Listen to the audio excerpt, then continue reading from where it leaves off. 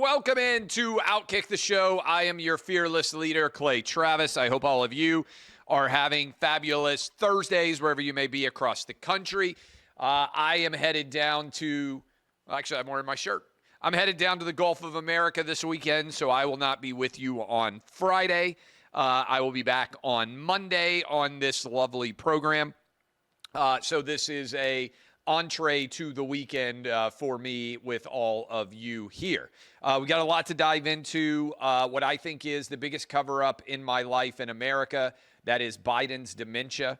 Also, universal injunctions and birthright citizenship argued in front of the Supreme Court. The NFL released its schedule. The Colts have had to apologize to Tyreek Hill as everybody's gone gung-ho over fancy ways to announce who they're going to be playing. Olivia Dunne, is on the cover of the Sports Illustrated swimsuit issue. Is this, by the way, have they changed when the Sports Illustrated swimsuit issue comes out now? Didn't it used to be February? I didn't think about that till right now. Is it now out later in the year? Do they do more than one since SI basically has no reason to exist otherwise? Also, Bill Belichick doing all of his book publicity. His book sales are out. I will tell you what they are and more. All of that coming your way. But I want to start with Joe Biden's dementia. Jake Tapper and Alex Thompson are writing a book, Original Sin. And the entire premise of the book is what we told you for years. That is that Joe Biden did not have the mental or physical capacity to be president. I'm going to dive into that, but I want to play this video first for you because it was 1 year ago today that Joe Biden put out this video challenging Donald Trump to a debate. We all know they would eventually debate on June 27th, and essentially Biden's political career ended on that night. But here, May 15th of last year, May 15th, 2024, make my day, pal. Here is Joe Biden with the biggest collapse, the biggest failure this side of Alexander Hamilton agreeing to a duel with Aaron Burr. Listen to Joe Biden challenge Donald Trump to make his day, pal, and also make a joke about, I think you're free on Wednesdays, because if you'll remember, Trump was standing trial in New York City on those 34 bogus felony charges at the time. Watch.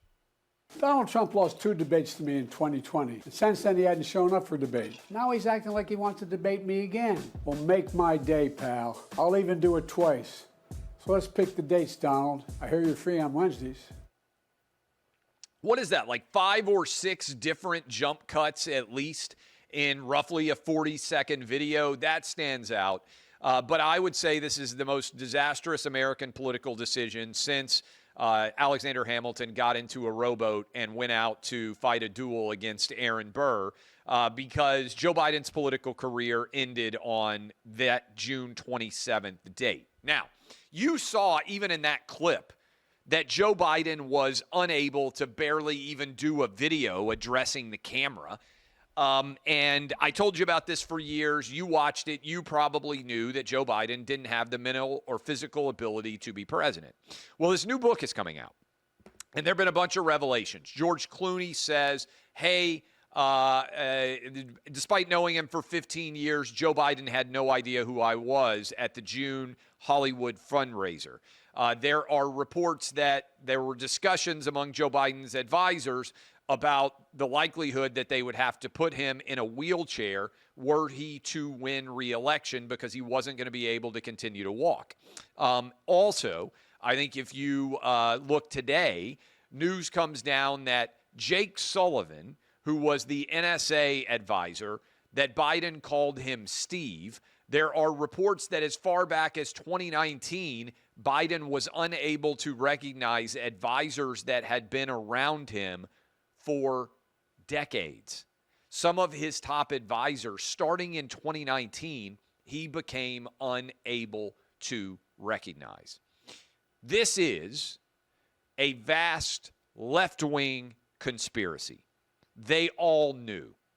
Everybody knew that Joe Biden had dementia, and they didn't care. They covered it up because they wanted to remain in power. And it is indefensible, and I've got a lot of takes on this, but let me start with this one. Republicans should have hearings, just like Democrats did on January 6th. Republicans should have hearings, prime time. They should call every top Biden advisor. They should sit them down, put them under oath, and they should quiz them about when they knew that Joe Biden had dementia. And they should hold up all of the lies that were told.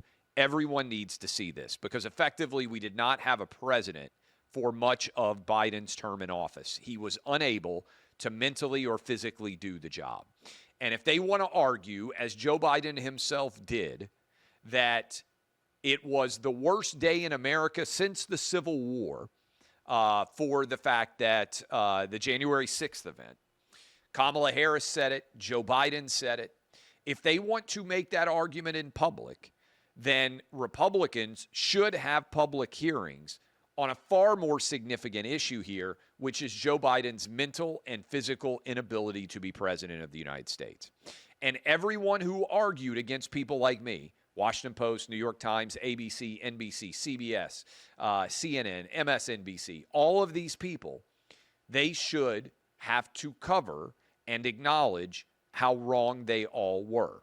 And again, it was a vast left-wing conspiracy. The only reason these stories are being told now is because Biden's not in office. If Biden had somehow won re-election, and if they had run the Weekend at Bernie's 2 campaign, and they had dragged him across the finish line, none of this would be public.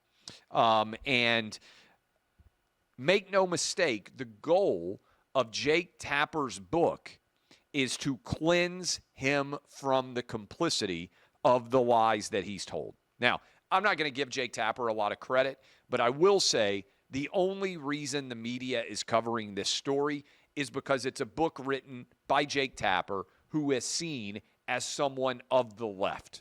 If I wrote this book and had the exact same sources, nobody would cover it on the left. If Buck wrote the book, nobody would cover it. If Jesse Waters wrote the book, if Sean Hannity wrote the book, no one would cover it. The reason it is being covered is because a CNN anchor is one of the co-authors of this book, which is out next week.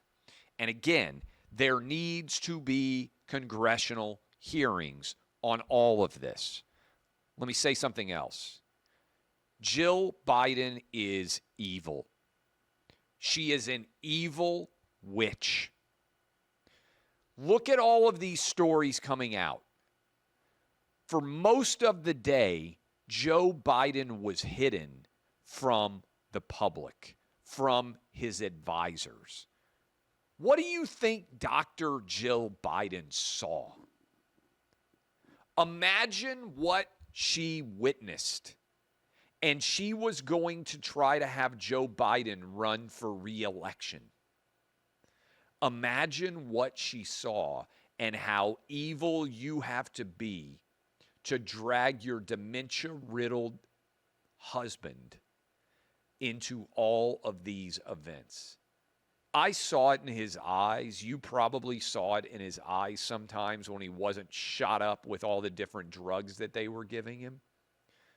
Think about every now and then you see in the eyes a recognition, a cognition, a moment of awareness when Joe Biden became aware that his brain wasn't working like it was supposed to.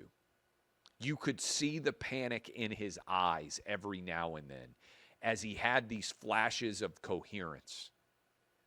She put him in that situation over and over and over again, including as recently as last week when they dragged his brittle body out and set him down at the view table and tried to have him argue about what a good job he had done as president, and she had to follow up and speak on his behalf because he can no longer speak coherently in any way. They let him go out on that stage on June 27th. She fought the attempt to remove him from re-election for 3 weeks after June 27th. She's evil. Dr. Jill Biden has become one of the great villains of the American political process. And I think that's going to grow in the years ahead. History is the ultimate judge of us all, particularly those who are in public life like Joe Biden has been. History's verdict on Biden and everybody who protected him is going to be atrocious. They are on the wrong side of history. All of these people who wagged their fingers at you and told you that you were on the wrong side of history if you supported Trump, if you questioned the decisions that were made during COVID, if you dared to suggest that maybe the BLM protests were not the best possible thing that could happen to the country. They told us that we were on the wrong side of history for all of that, and we were right, and they were wrong, and it's significant, and it's important, and the wages and the verdict of history is going to weigh on those people, and I hope they are starting to recognize that they are going to be the villains. Jill Biden, Dr. Fauci, all of these people who lied time and time and time again to you and me and everybody else out there, the chickens are coming home to roost. They are going to have to bear the consequences of their lies, and it's going to be significant. And so I call upon the Republicans in Congress to hold hearings on Biden's dementia. Put all of these people under oath, question them. Do not allow this story to vanish. Preserve the record for history, because the danger here is who was actually making decisions as president, and how much of a cover-up was there really of Biden's medical condition by people in positions of power. This is why, in theory, the 25th Amendment existed in the first place. And I also want all of you, every time that Jake Sullivan tweets anything for the rest of his political career, I want you to respond, "Thank you, Steve," because there are reports that Joe Biden called Jake Sullivan, whom he's known for decades, Steve, that he called Donnellan. Mike Donnellan, I believe, is the guy's name, who's been an advisor for him since the 1980s, couldn't remember his name. That he called Kate Bedingfield, I think is her name, Press, because he couldn't remember her name either. They all knew this was a vast left-wing conspiracy designed to protect Joe Biden from his condition being known nationwide. We shouldn't allow it to occur and not be covered. All of that, super important. Okay, much less significant. Well, actually, let's stay in significant land for a moment here before we go into full sports. Universal injunctions. You guys know that I believe the United States should not have birthright citizenship. I have talked a great deal about why it's the wrong decision for the country and actually why it's a legacy of colonialism. Most major countries in the world do not allow by soil citizenship. That is, if you happen to be born on the soil, you don't become a citizen of most countries in the world. The only reason the United States does is a historical relic of colonialism, which was when we were the colonies of Great Britain. If you got on the boats and you came over here, they would tell you, you will still be a British subject.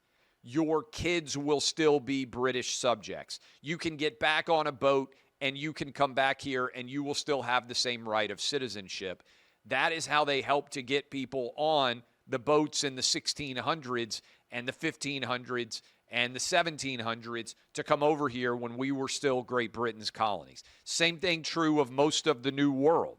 All of the colonies of the European powers, all of them gave birthright citizenship in their colonies. You were still living under the flag of that entity, and it has stayed, even though it has long since become an historical anachronism. Okay, I've talked about that a great deal, may talk about it more going in the future.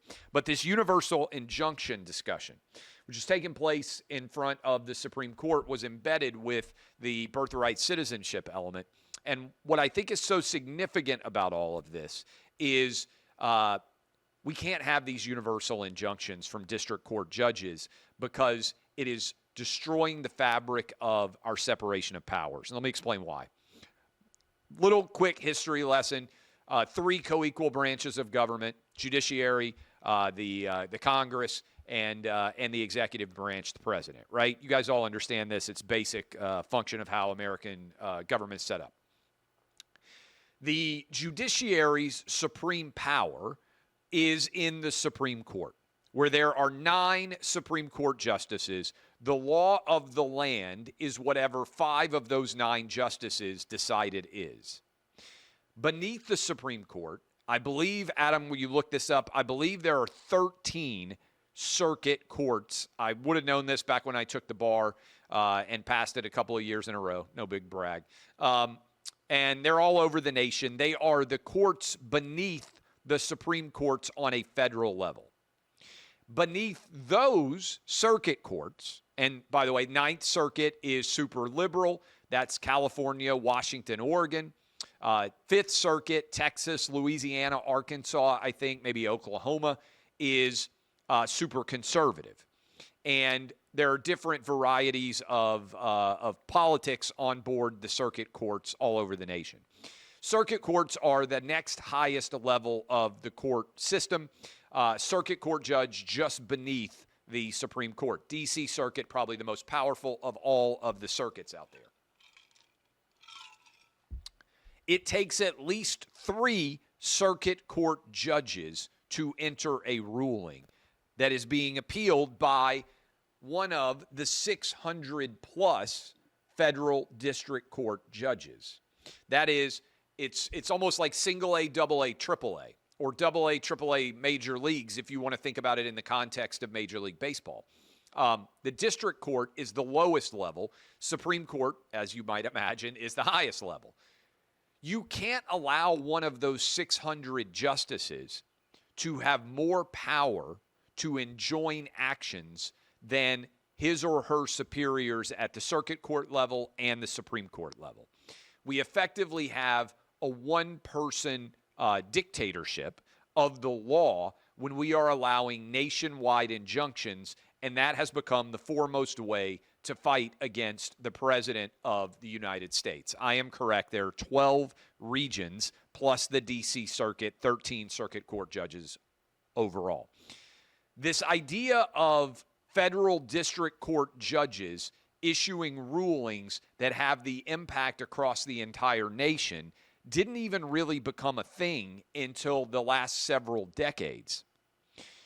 And so we have to rein in what the federal district court judges are able to do. They are not individual judges with the authority to sweep across the entire nation with their rulings and effectively, in so doing, handcuff any action from being able to be undertaken. So, in addition to the birthright citizenship argument, we also have to reconcile the district court judges that should not have the authority to enjoin action nationwide. Usually, this is a little behind the details here for the law, most Supreme Court cases come to the Supreme Court because we have what's called circuit clashes.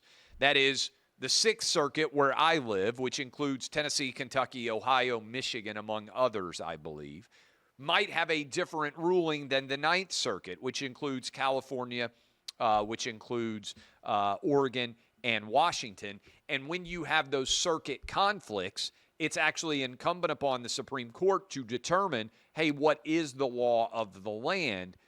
But you can't have 600-plus federal district court judges, some of them Obama appointees, some of them Trump appointees, some of them still Reagan appointees, whoever they are, they shouldn't have the ability to enjoin the entire nation because they are an inferior court to the circuit court, and they are an inferior court to the Supreme Court. It should take multiple judges at the circuit or Supreme Court level, in my opinion, to implement nationwide law.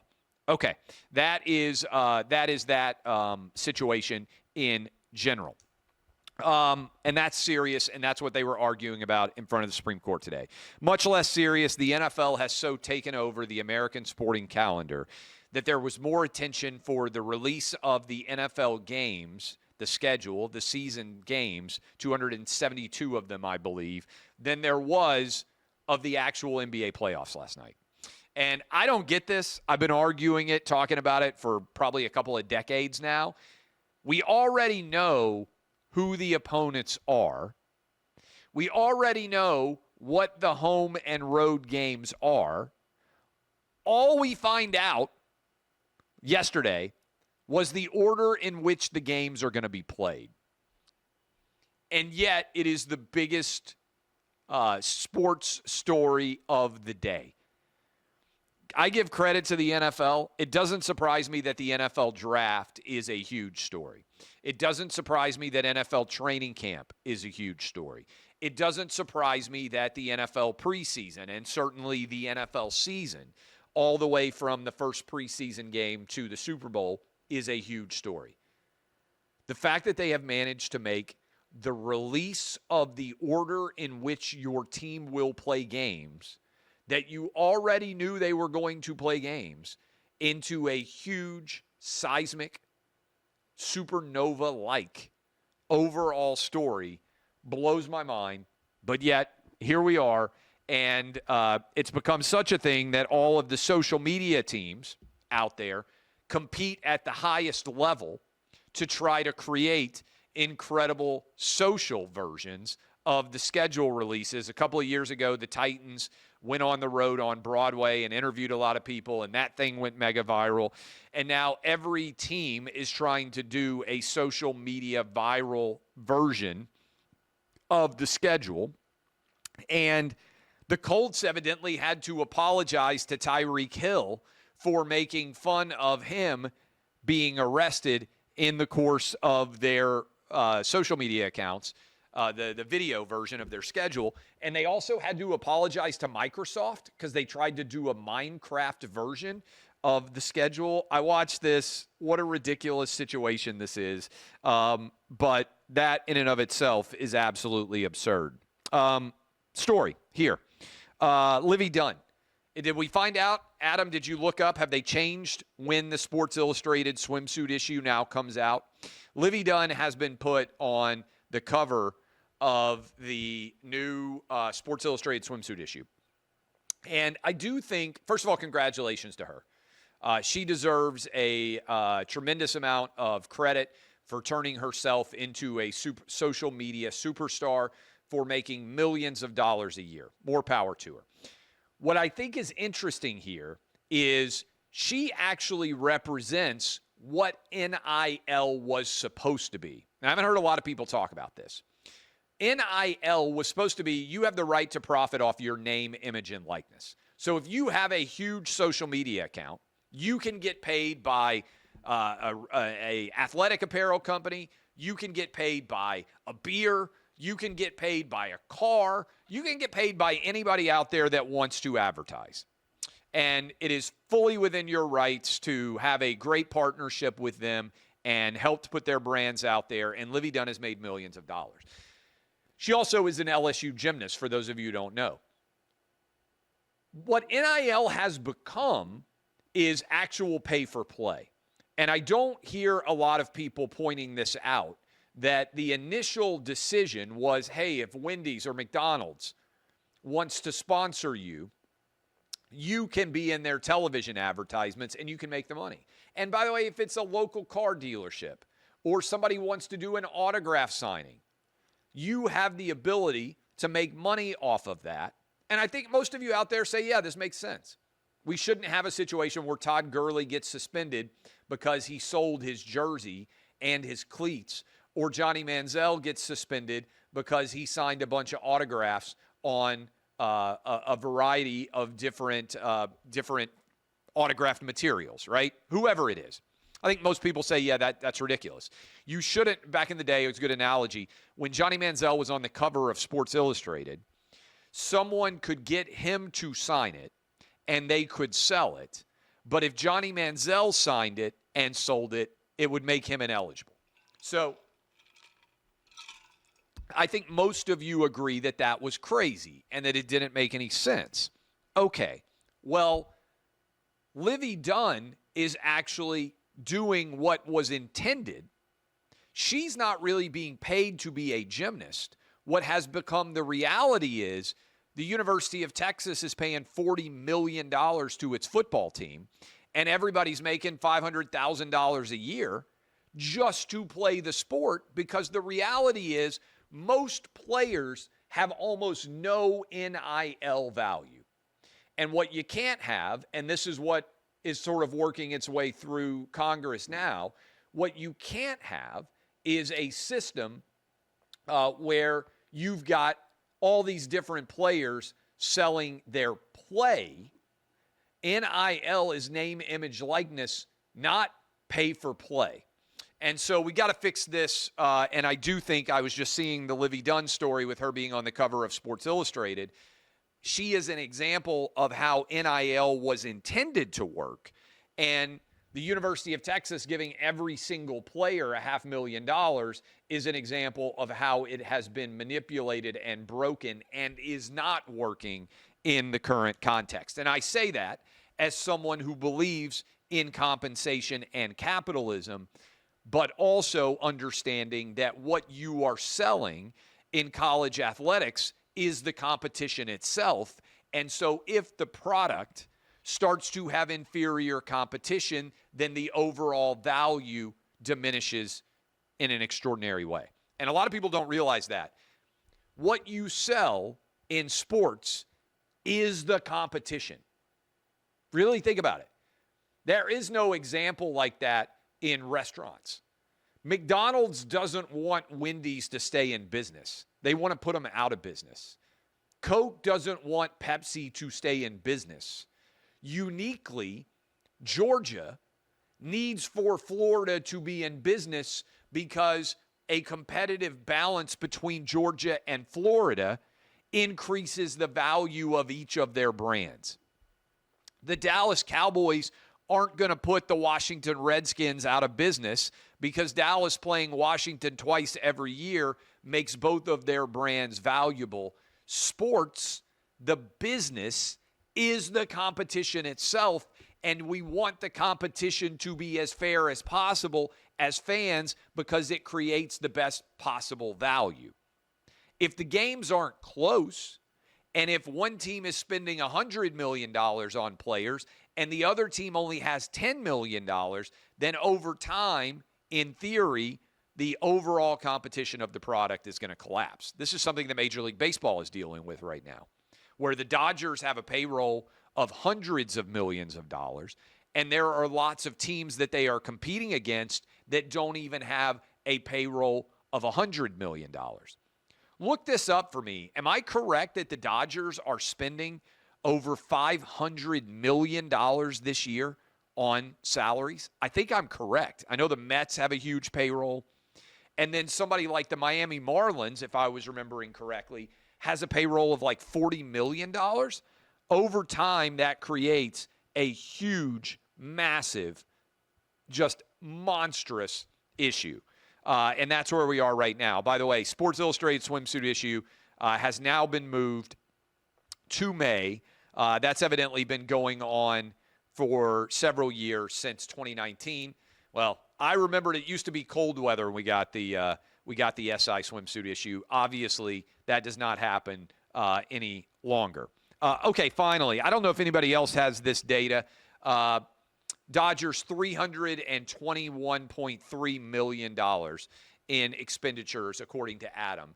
Let me know what the lowest roster cost is in Major League Baseball this year. I think it's like $40 million. So you have a situation where the Dodgers are spending $280 million more. There may be somebody with a roster that's even lower than $40 million. But that's crazy. And at some point, that becomes an untenable situation. Finally, Bill Belichick released a book. It's been a disaster with his girlfriend, Jordan Hudson. She is 24 years old, as I'm sure you may well have heard. Belichick is sitting down tomorrow with Michael Strahan for an interview that will likely create a ton of headlines.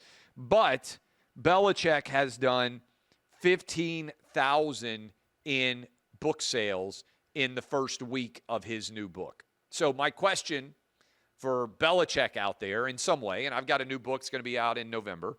We sold more than that in week 1 of American Playbook. I remember correctly, we sold 17,000 copies in week 1 of this book.